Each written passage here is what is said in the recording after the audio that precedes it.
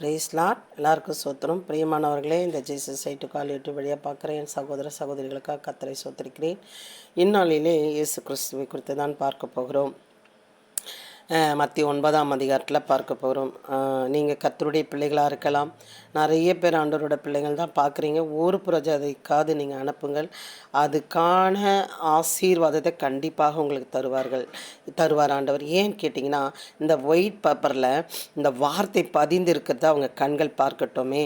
அவர் என்ன சொல்ல வருகிறார், அவர் யார் என்று அறிந்து கொள்ள உங்கள் மூலிமா ஒரு வாய்ப்புகள் கிடைக்க ரொம்ப அது ஏதுவாக இருக்கும். அது உங்கள் வாழ்க்கைக்கு அது ரொம்ப பிரயோஜனமாக இருக்கும். மீன் பிரியமானவர்களே, இதை இன்றைய நாளிலே இயேசு கிறிஸ்து குறித்து பார்க்க போகிறோம். இயேசு பரிசுத்தமானவர், ஆனால் பாவிகளோடு உட்கார்ந்தார் என்று ஒரு விதண்டாவாதம் இங்கே நடக்கிறதை நம்ம பார்க்கலாம்.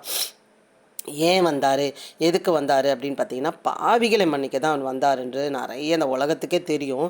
ஆனால் அதை குற்றப்படுத்துகிற காலத்தில் அவர் இருந்து அவர் ஜெயிக்கிறவராக இருந்தார். அந்த பாவிகளோட பாவியாக போகவில்லை, மாறாக அவர் ஜெயிக்கிறவராக இருந்தார்.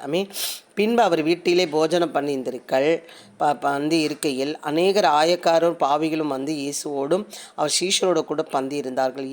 பரியேசர் அதை கண்டு அவருடைய சீஷர்களை நோக்கி, உங்கள் போதகர் ஆயக்காரோடும் பாவிகளோடும் போஜனம் பண்ணுகிறது என்ன என்று கேட்டார்கள். அவர் பரிசுத்தமானவர், அவர் நல்லவர், அவர் உண்மை உள்ளவர், ஜீவனை கொடுக்க வந்தவர், அவர் தேவனுடைய தேவகுமாரன் சொல்கிறார். ஆனால் அவர் எங்கே இருக்கிறாரு? ஆயக்காரரோட பாவிகளோட போஜனம் பண்ணுகிறது என்ன என்று கேட்டு தொல்லை பண்ணுறாங்க. இயேசு அதை கேட்டு, பிணியாளிகளுக்கு வைத்தியம் வேண்டியதே இல்லாமல் சுகமுள்ளவருக்கு வேண்டியது இல்லையே. பிணியாளுக்கு தான்ப்பா வைத்தியம் தேவை, சுகமாக இருக்கிறவங்களுக்கு வைத்தியம் தேவை இல்லையே, ஏன் நீங்கள் அப்படி வந்து பேசுகிறீங்க அப்படி சொல்லி அங்கே இந்த பரியேசர் வந்து சீசர் இடத்துல கேள்வி கேட்கும் பொழுது இயேசு என்ன பண்ணுறார், பதில் சொல்லுகிற இடத்தை நம்ம பார்க்கலாம். சுகமுள்ளவருக்கு வேண்டியதில்லை, பாவிகள் அல்ல, இரக்கத்தையே பலி அல்ல, இரக்கத்தையே விரும்புகிறேன். பலியை நீ வந்து எல்லாம் கொடுக்குறீங்க, ஆனால் நீங்கள் பாவத்திலே இருக்கிறீங்க. நான் பலியை நான் விரும்பலப்பா, இரக்கத்தையே விரும்புகிறேன் என்பதின் கருத்து என்னதென்று போய் கற்றுக்கொள்ளுங்கள்.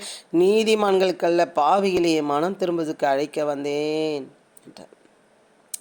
நீதிமானுக்காக அல்லப்பா, பாவிகளை மனம் திரும்புவதற்கு அழைக்க வந்தேன். இன்றைக்கி மனம் திரும்பி ஏகப்பட்ட பேர் வந்திருக்கிறார். நானும் பயங்கரமான ஒரு விக்கிரகத்தோப்பில் இருந்தேன், அசிங்கமாக பேசுவேன், நான் வந்து சபிப்பேன், இப்படி நிறைய காரியங்கள் எனக்குள்ளே எவ்வளோ காரியங்கள், நிறைய படம் பார்ப்பேன், நிறைய சீரியல் பார்ப்பேன்.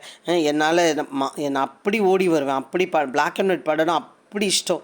பாவியை கிடந்த என்னையும் மனம் திரும்பி இன்னைக்கு இது செஞ்சால் பாவம், இது சொல்லிட்டோம், இது சொல்லிட்டோமே, இது பாவம், உடனே மன்னிப்பு கேட்குற ஒரு அறிவை ஆண்டவர் கொடுத்துருக்க. நான் வந்து இதை செஞ்சால் பாவம், அதை செஞ்சால் பாவம்னு இன்றைக்கு நினைக்கிற அளவுக்கு என் மனம் திரும்புதலை வைத்திருக்கிறார். பிரியமானவர்களே, அதை பாவியை மனம் திரும்புவதற்கு அழைக்க வந்திருக்கிறார். எத்தனை பேர் அழைத்தாரோ அத்தனை பேரும் பாவிகளாக இருந்த அத்தனை பேரும் மனம் திரும்பி இருக்கிறார்கள். குடிகார மனம் திரும்பி இருக்கிறான், கொலகார மனம் திரும்ப, தீவிரவாதி மனம் திரும்ப, விபச்சாரத்தில் அகப்பட்டவன் மனம் திரும்பி இருக்கிறான். இன்றைக்கி எத்தனையோ பேர் சொல்லிக்கொண்டே போகலாம். அநேக கொலக்கார மந்திரவாதிகள் மனம் திரும்பி இருக்கிறார்கள். இதெல்லாம் உங்களுக்கு எப்படி தெரியும் சிஸ்டர்? எல்லாம் மீடியா மூலயமா தெரியும்.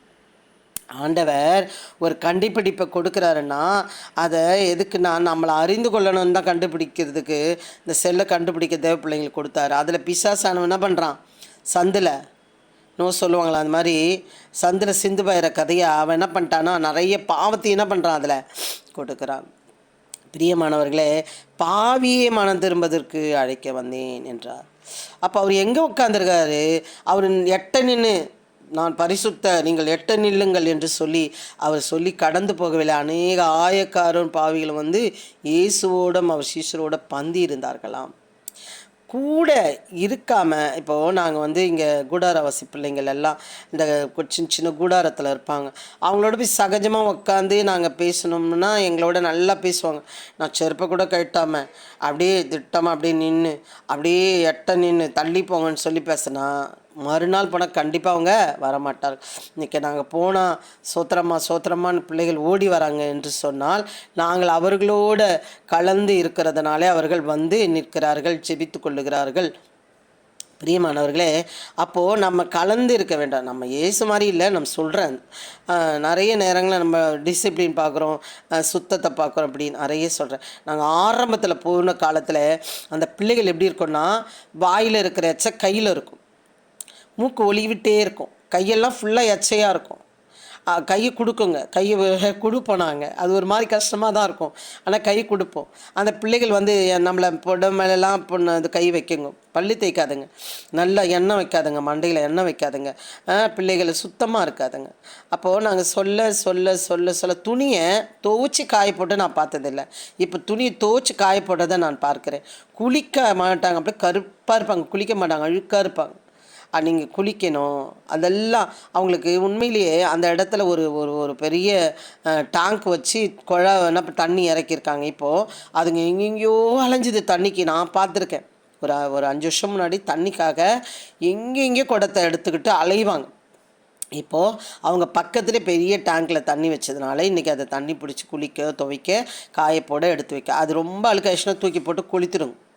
இப்படி இருந்தாங்க. எதுக்காக சொல்ல வரேன்னா, அவங்க பாவி நான் சொல்ல வரல, சுத்தமில்லாத இருக்கிறார்கள், ஆனாலும் நாங்கள் அவர்களோடு இருக்கோம். ஏன்னா இயேசு இடத்துல நாங்கள் கற்றுக்கொண்டது அதுதான் சொல்கிறாரு. அவர் சொல்கிறாரு பாருங்கள், எப்படி பலி அல்ல இரக்கத்தை விரும்புகிறேன் என்பதின் கருத்து என்னதென்று போய் கற்றுக்கொள்ளுங்க. நம்ம அவரிடத்துல கற்றுக்கொள்ள நம்ம வந்திருக்கிறோம். நிறைய பாவிகளை திருப்பினீங்களா சிஸ்டர்னா, எத்தனையோ பெருமானம் திரும்பதுக்கு நாங்கள் காரணமாக இருக்கிறோம். இயேசுவோடு அவர் சீஷரோடு கூட பந்திருந்தார். பரீசர் அதை கண்டு அவருடைய சீஷர்களை நோக்கி, உங்கள் போதகர் ஆயக்காரோட பாவிகளோட போஜனம் பண்ணுகிறது என்ன என்று கேட்டார்கள். இயேசு அதை கேட்டு, பிணியாளிகளுக்கு வைத்தியம் வேண்டியதே அல்லாமல் சுகமுள்ளவருக்கு வேண்டியதில்லையே, பாவிக்கு தானப்பா மனம் திரும்ப வந்தேன், அதுக்கு தானப்பா அழைக்க வந்தேன், பாவிகளை மனம் திரும்பது தானே அழைக்க வந்தேன் என்று அவர் அந்த நாளிலே அநேக 12 சீஷர்களை எழுப்பி விட்டார். அவர்கள் 70 பேரை எழுப்பி விட்டார்கள். அவர்கள் 120 பேரானார்கள். அந்த 120 பேர் இன்றைக்கு கோடி கணக்கில் சீஷர்களாக போதகர்களாகவும் இருக்கிறார்கள். பிரியமானவர்களே, இப்படி எங்கள் ஊழியத்தில் ஒரு ஒரு ஒரு திருநங்கை நான் பார்த்தேன். அவங்க வந்து ஒரு வாலிப பையன், ரொம்ப அழகு பாருங்கள், பையன் வாலிப பையன், எப்படி தான் அங்கே அவங்களுக்குள்ள ஆச்சுன்னு எனக்கு தெரியல. நாங்கள் ட்ராக்ஸ் மினிஸ்ட்ரி பண்ணும்பொழுது அவங்கள நான் சந்திக்கும்படியே ஆச்சு. ஜூலி அவங்க பேர், சந்திக்கும்படியே ஆச்சு. அப்போ அவங்க பார்த்து நான் வந்து எங்கள் வீட்டில் ஜெபம் பண்ணுங்கன்னாங்கன்னு சொல்லிட்டு போய் உள்ளே போய் ஜெபம் பண்ணலாம். பார்த்தா அப்படி ஒரு அபிஷேகம், இன்னும் அபிஷேகமாக இருக்குது. பார்த்தா ஒரே கச்சாமுச்சான்னு கிடக்குது அப்படின்னு சொல்லி நான் யோசிக்கிறேன். எப்பா உங்கள் வீடுன்னா இப்போ என் உயரம் தான் குடிசியே, இங்கே நான் ஜபம் பண்ணும்போது அப்படி ஒரு அபிஷேகம் இருக்குது அப்படின்னு சொல்லும்போது, ஆண்டி நான் வந்து அது நான் அப்படி கூப்பிட்டுச்சு என்ன, நான் வந்து நான் ஞானஸ்தானம் எடுத்துட்டேன், எங்கள் வீட்டில் எல்லோரும் கிறிஸ்தவர்கள் தான், ஆனால் நான் வந்து இந்த குங்கெல்லாம் வைக்கலைன்னா எங்கள் ஹெட்டு எங்களை சேர்த்துக்க மாட்டாங்க அப்படின்னு சொல்லிவிட்டு அவங்க சொன்னாங்க. அப்போனா நான் சொன்னேன், அம்மா நீ அப்படிலாம் செய்யக்கூடாது, உலகத்துக்காக நீ செய்யக்கூடாது, ஆண்டவர் ஒன்று அறிந்திருக்கிறார்ல, இது பாவமாச்சேன்னு சொல்லிவிட்டு நான் ஜெபம் பண்ணிவிட்டு வந்துட்டேன். அன்னைக்கு நைட்டு அவங்க என் கனவில் எப்படி இருக்காங்கன்னா, க்ளீனாக ட்ரெஸ் பண்ணிவிட்டு சுத்தமாக நல்லா நீட்டாக குளித்து ட்ரெஸ் பண்ணி சுத்தமாக பேண்ட் ஷர்ட் போட்டுட்டு புது சைக்கிள் ஓட்டிகிட்டு வராங்க. ஓட்டிகிட்டு வந்து எல்லாருக்கும் ட்ராக்ஸ் கொடுக்குறாங்க. அப்படியே அவங்கள குறித்து யாரோ ஒரு 4-5 பிள்ளைங்க ட்ரெயினில் படிக்கிறாங்க. ஐயோ இவங்க வந்து திருநங்கை இருந்தாங்களே, இன்றைக்கி இவ்வளோ பெரிய ஃபேமஸ் ஆகிட்டாங்களே அப்படின்னு சொல்லி அந்த பேப்பரில் அவங்கள குறித்து பார்க்குறதாக நான் கனவில் கண்டேன். இதுதான் கனவு, அப்படியே மறைக்காமல் அப்படி சொல்கிறேன்னு. அப்போது நான் ஒரு வாரம் கழித்து நான் போய் பார்த்து அவங்கக்கிட்ட சொல்கிறேன், இந்த மாதிரி நான் ஒரு கனவு கண்டேன் அப்படின்னு சொல்லி. அப்போ அவங்க சொன்னாங்க, சிஸ்டர் நீங்கள் சொல்கிற மாதிரி எங்கள் தீர்க்கதரிசி சொல்லிட்டாங்க, ஒரு ஊழியக்காரன் சொல்லிட்டாங்க, இந்த 3ஆவது ஆள் நீங்கள் உங்கள் மூலியமா எனக்கு வருகிறது, நீங்கள் ஊழியக்காரன்னு சொல்லிவிட்டு அழைப்பு இருக்குன்னு சொல்லி. ஆனால் என்னால் இந்த பையனை என்னால் விட்டுட்டு இருக்கவே முடியல, இவன் இல்லாமல் நான் வாழவே முடியாது அப்படி சொல்லிட்டு. சரி நானும் சொல்லி பார்த்துட்டு திருப்பி சொல்லலான்னு ஃபோனை போட்டால் எடுக்காது, சொல்கிறாங்கன்ட்டு ஃபோனை எடுக்காது.